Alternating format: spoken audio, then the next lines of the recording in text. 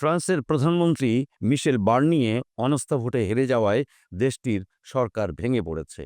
ফ্রান্সের president Emmanuel macro mister বার্নিয়েকে নিয়োগ দেওয়ার মাত্র ৩ মাস পর তাকে এই পদ থেকে সরে যেতে হচ্ছে, কারণ সংসদ সদস্যরা তার বিরুদ্ধে বিপুল ভোট দিয়েছেন।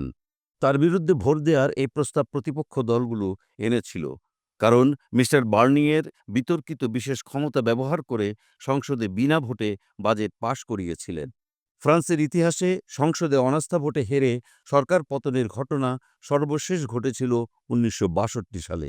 কয়েক দশক পরে দেশটিতে ফের এই পরিস্থিতি তৈরি হল।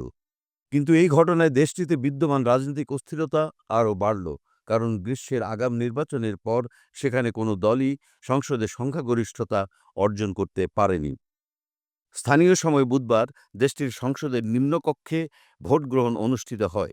মিস্টার বার্নিয়ারকে ক্ষমতাচ্যুত করার প্রস্তাবটি পাশ করতে ২৮৮ ভোটের প্রয়োজন ছিল, কিন্তু ৩৩১ জন সংসদ সদস্য মিস্টার বার্নিয়ারের বিষয়ে অনাস্থা প্রস্তাবের পক্ষে ভোট দেন।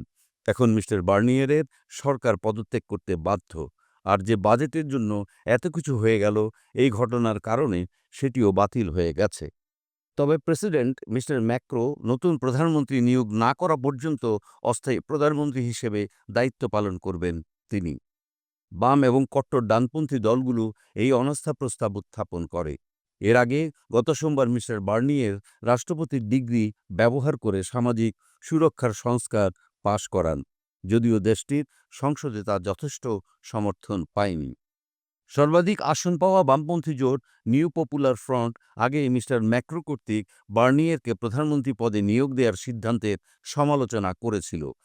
অন্যদিকে কট্টর ডানপন্থী ন্যাশনাল র্যালি দলও বার্নিয়ারের বাজেটকে অগ্রহণযোগ্য বলে অভিহিত করেছে। বাজেটে ৬০ মিলিয়ন ইউরো ঘাটতি কমানোর পরিকল্পনা ছিল। ন্যাশনাল র্যালির নেতা মারি লা পেন এই বাজেটকে ফরাসিদের জন্য ক্ষতিকর বলে মন্তব্য করেছেন। ভোটের আগে মিস্টার বার্নিয়ের সংসদে বলেছিলেন, আমাকে সরানো দেশের আর্থিক সমস্যার সমাধান নয়।